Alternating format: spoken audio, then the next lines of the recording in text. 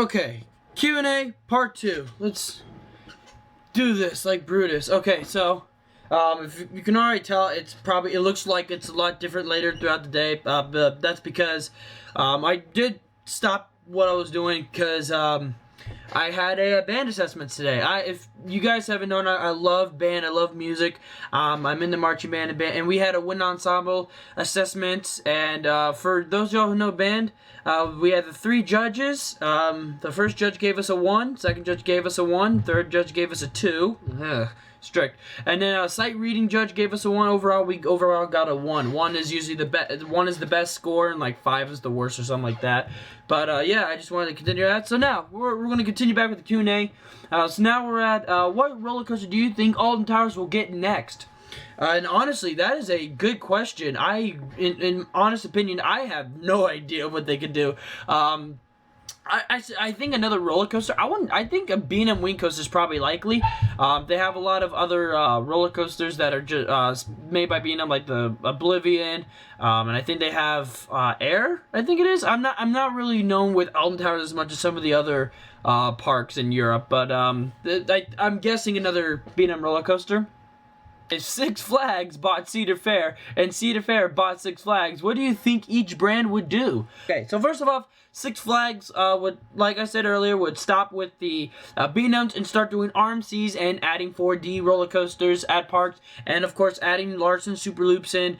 Maybe replacing the Windseekers with Sky Screamers. I don't think that would be a likely possibility, but Cedar Fair, we will start seeing Giga Coasters at Six Flags parks, and maybe some of the Six Flags parks will actually look better. Of course, they will probably pay most of their attention to Great Adventure. I know they like Magic Mountain, but I think overall Cedar Fair would rather have a company or a park like Great Adventure, which has a mixture of both, like Cedar Point, than more just roller coaster. They're going to be like Knott's Berry Farm to Six Flags Magic Mountain.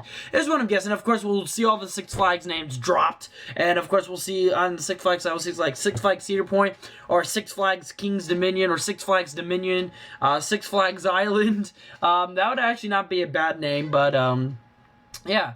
So what got you into roller coasters? I don't know. I know when I was 5, I loved riding the Rebel Yells, my first ever roller coaster I rode, and I loved riding roller coasters.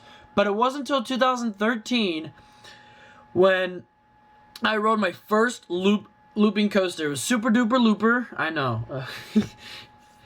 Perfect coaster for that. But it was fantastic. And what led me to going back to King's Dominion, and I rode Volcano, and after I rode it, I was hooked forever. And then, of course, I met up with Taylor, and Taylor got me into more coaster stuff. When I met him by that, I saw him as the Coaster Guy 14, back when he made the Six Flags predictions. And I got hooked. I watched coasters ever since, and then I created my own YouTube channel after that. Then I just got into roller coasters. Now, it's what craved me to want to go ride all these cool roller coasters. It's very cool to go out and, besides seeing new areas, seeing what other parks look like. Because not every park is the same. They might be owned by the same company, but they're not going to share a lot of same feels, besides maybe some clones and stuff like that. But you're always going to have a different experience at different parks, and that's what I like. And it's really awesome. And roller coasters are just life. They really are. If you had to ride 5 coasters in Europe or Asia, which one would you ride?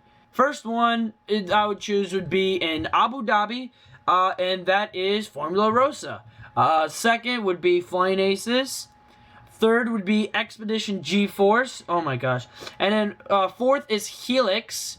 And then 5 would be a coaster that is just random, and in Asia it's Steel Dragon 2000 at Nagashima Spa-Land. That coaster looks insane with all the airtime. What was your favorite ride experience? Same question I asked Coaster Studios. Okay, what is your favorite ride experience? Oh, like basically what element on the ride, I'm guessing? I hope I answered this question correctly, because there's multiple ways of answering this for me anyway. But my favorite ride experience... Oh, like inverted or something like that? I would guess, I just like anything intense. I love ride experiences. I love nighttime rides. I like airtime on bank turns.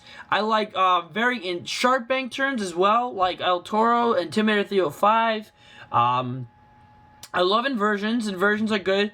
But to be honest, I don't like the B&Ms as much as I do the aerodynamics and Schwarzkopf because they're more compact. They're tight. If you notice, B&Ms are usually very far out and you get more hang time. But like on most aerodynamics coasters or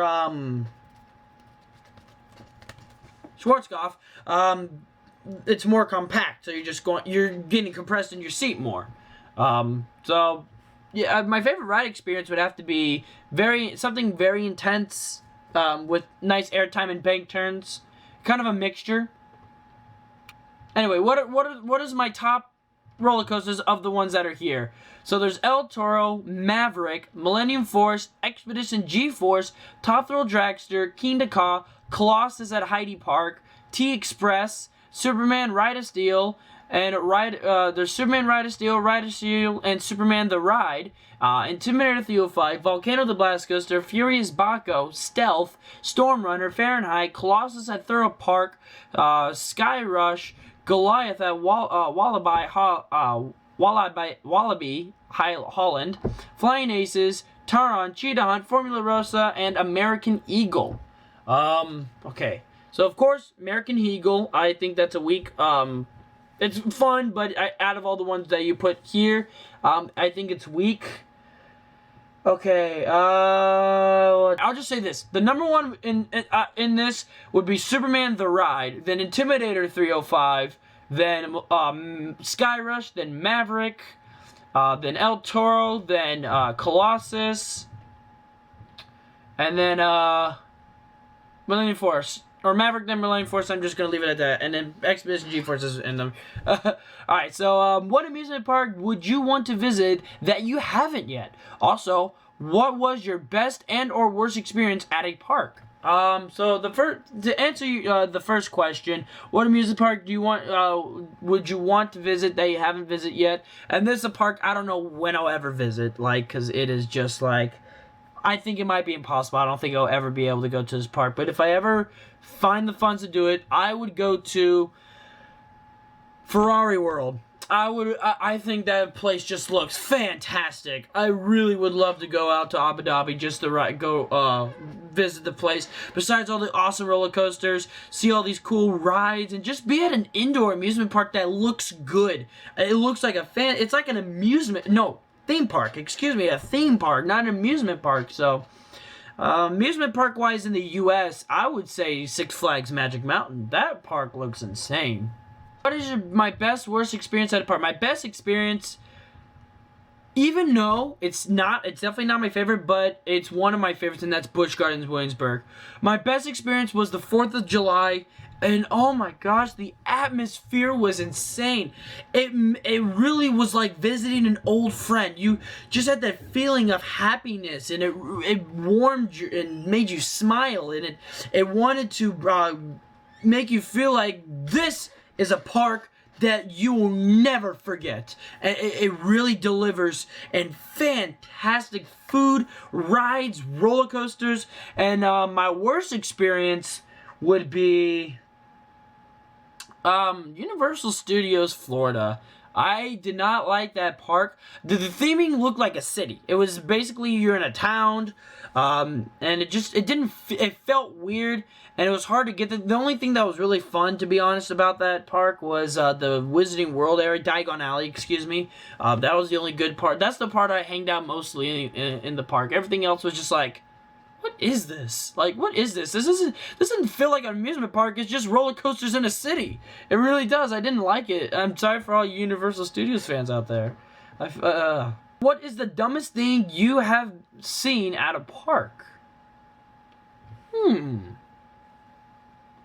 I gotta go with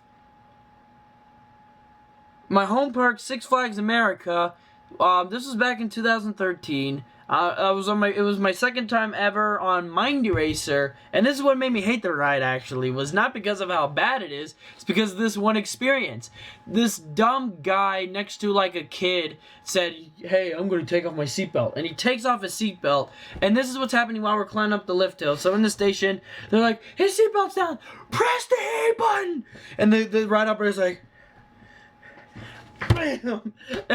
And oh my gosh, it was scary because literally you're sitting, your feet are dangling, and the track's above you, and there's nothing below you. You feel like it's just gonna drop. You're gonna fall straight to the rocky floor below you. I hated it. Oh my gosh, and it was so dumb. It was all because the guy took off his seatbelt. And I was stuck up on the lift hill for 20 minutes after closing. It was a worst weird experience. It was very weird.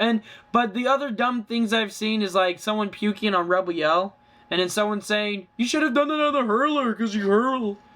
Yeah, corny joke.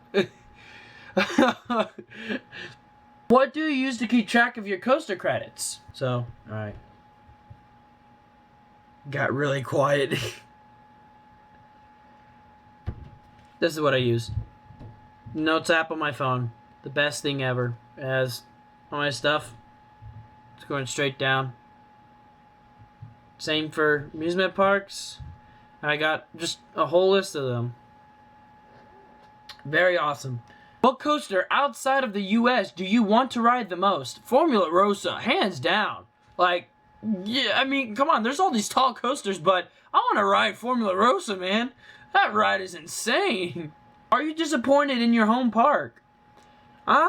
It's gotten better. My home park is Six Flags America, and it has definitely gotten better. I'm no longer, disappointed in my park. I actually do enjoy it. I mean, it's not as good as some of these other parks, but it's still enjoyable. They have some great atmosphere, and it's lively. It's got some alright roller coasters, rides, and I love going to their water park. So, I'm not disappointed, but I mean, it's not the greatest park. But it is a park that I do enjoy. That is the good news. Why does your microphone sound so bad? Okay, so, this is, just normal, but, this is what you guys, actually, I should have showed you this, but this is what I use. I'll even do a test, on my editing software. I'll let you hear. Alright, so silly me, I forgot to press the recording button. I am so dumb. I was more focused on the Q&A, but this is what it sounds like, of course. And this is what it sounds like when it should be far away. And this is what it sounds like when I'm way too close, like really. This is what I was at, so I am now trying to put it out to this area because I like to kind of have a loud voice, so it makes it so that I can actually it sounds more like me, but if you have any advice of where I should put the microphone at, so it sounds good, then just let me know. Alrighty, that's your sound beta test. Broken. Like, this is trash. This is like common trash. Microphone trash. Get out of here. But yeah, this is what I use. I'm trying to get better with it, but hopefully it does sound better. I do like this a lot because it sounds like me more, but I also have a loud voice, so it makes sense. But yeah, that's basically it. That's what I use for mics. Eventually I'll get a better mic, but it's good. It's better than what that thing was. Ugh. So yeah, sorry if my microphone sounds bad. It's because probably when I scream and it's too far in and I need to have it further out, but not so far out, so. Alright, so it looks like I'll make a part 3 for this, so here we go. Part 3, everybody.